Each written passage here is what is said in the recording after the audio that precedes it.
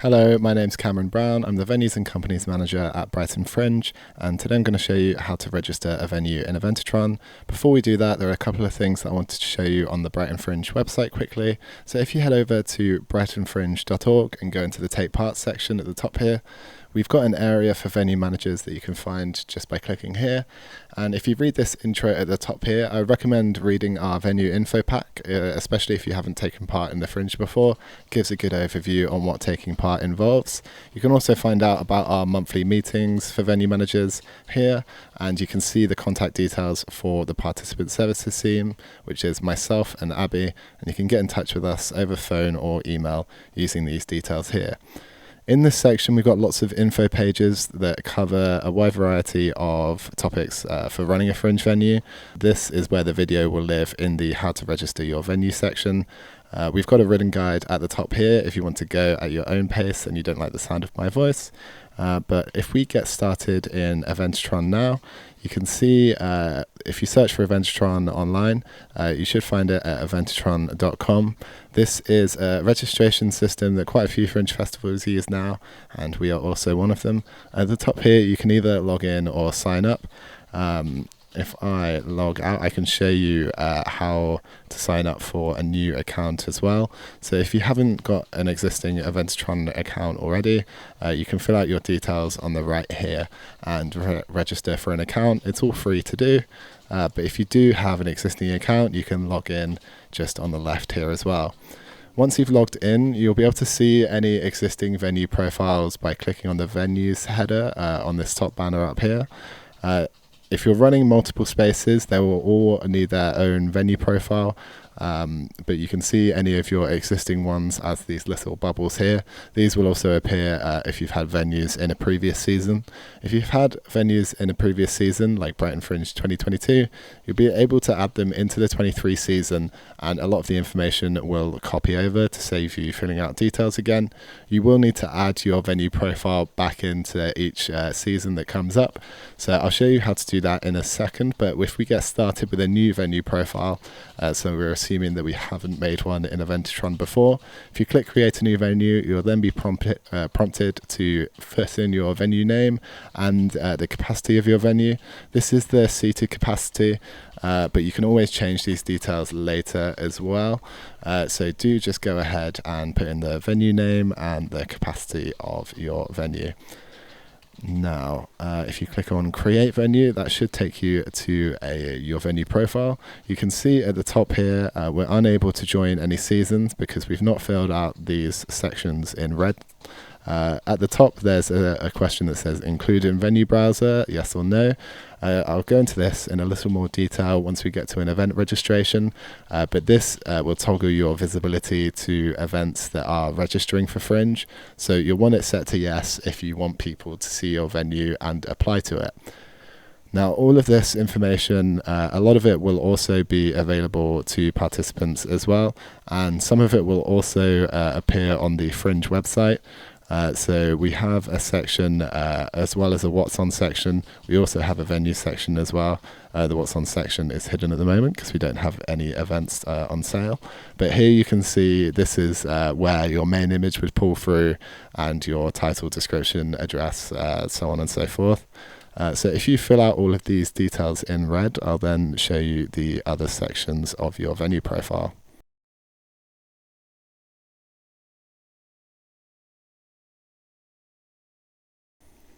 Now, once you've filled out all of the questions in red on this page, you'll see that you are able to join seasons now or festivals, but there are actually other sections of this venue profile that you can see on this menu on the left-hand side.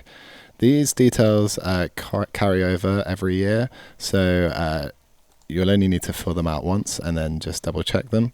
But in here, this will all appear to events as well. So if you can be as thorough as possible while filling out all of these options, it will give events who are looking at your venue in their registration a lot better idea of what sort of things you've got on offer. So for example, in the technical section, you can put a lot more details in here as well. There's also this section at the bottom for people. Now, if you have multiple people that will be administering your venue profile or other staff that you want access, you can add them up here as well. If they don't have an Eventotron account and you put in their email address, they should be sent a password, and it will automatically set them up with an account once you've put in their details here. And then they'll be able to log in and access the venue profile as well as yourself. Once you've entered all of the information in these sections here, you can click on Join a Festival at the top, and you'll see that Brighton Fringe 2023 is up here, and if you click Apply, you'll then be prompted to, if you haven't filled out some of the sections that we require for the specific season, you'll be prompted to do so here. So we mainly focus on a lot of access stuff that we require so that we can pass this on to customers as well. So do fill out all of these before you can join the season. Once you've filled out those, you'll see the venue terms and conditions below those. So do give this a thorough read through. There will also be available on the Fringe website in that venue managers area that I showed you previously. So make sure that you're familiar with all of these. And then by clicking apply at the bottom, that's you agreeing with our terms and conditions. So now I've clicked apply, you can see that we're in the 2023 season.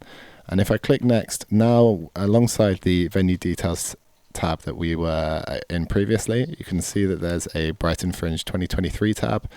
If you've already got an existing venue profile that you used for a previous season, say Brighton Fringe 2022 or a previous one before that, then you can use that existing profile to add into the 23 season, and it will save you creating and adding the details in again. So I'll see if I can find one that's been part of a previous season. So if I go into this test venue here, you can see that it's taken part in Brighton Fringe 2022. If you've already got an existing profile, do double check the information that you put in previously and update any outdated details. Again, click through these sections to see, make sure that you've added all of those things in. And then once you're happy with your information, you can again click Join a Festival and then add your existing profile into Brighton Fringe 23.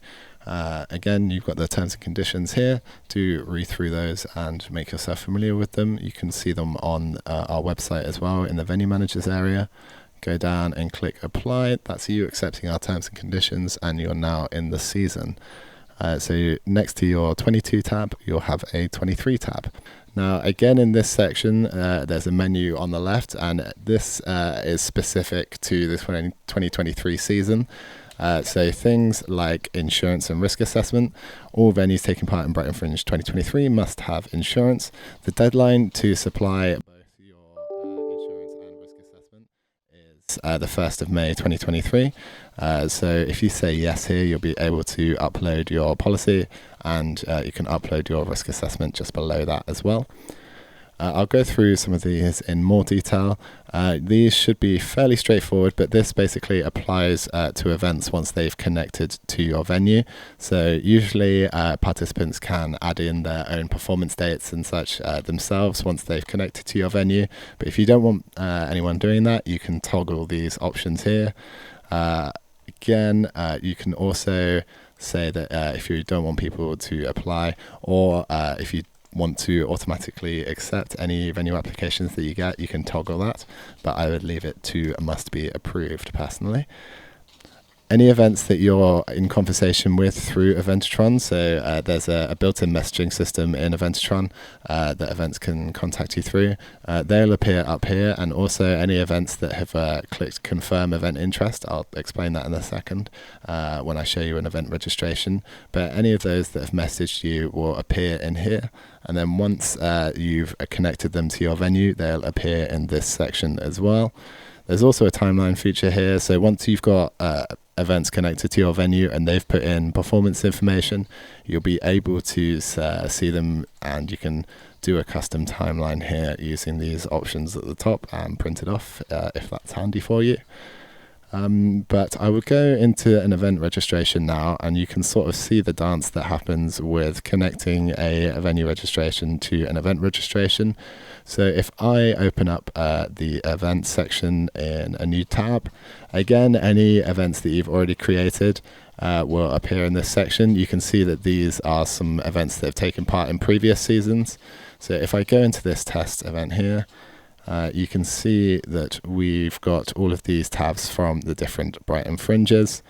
If I go into Brighton Fringe 2022 to show you what it looks like from a previous year, you can see that we've got a apply to venue section. This is one of the first things that events have to do once they've created their registration. So they'll need to go in and connect themselves to a venue profile. All of the venues that have registered themselves and made themselves visible, so again there's this include in venue browser toggle here, all of the ones that are set to yes you'll be able to see in this section here. You can then click into a venue to see more information. Again, this pulls through from the venue details tab of your venue profile. So it's really good to be thorough in those sections, because then events can see all of that information and it will save questions later down the line. For events getting in contact with you, they can contact you by email. So the main admin contact will be listed on the venue profile in the venue browser. So they can either contact you externally through email or phone there, or there is an inquire and apply section up here. So they can message the venue through here, and then you'll get an email notification once you receive a message from an event. I'll show you in the 23 tab now. So if I go into here, and you can see I've actually already connected to a test venue previously. Events can connect to up to 2 venues in Eventotron, and that we allow events to perform at multiple venues. But they should have those conversations with you if they are performing at multiple venues, so you should already be aware of that if they are planning to. But let's say that I wanted to join another venue to my event registration here.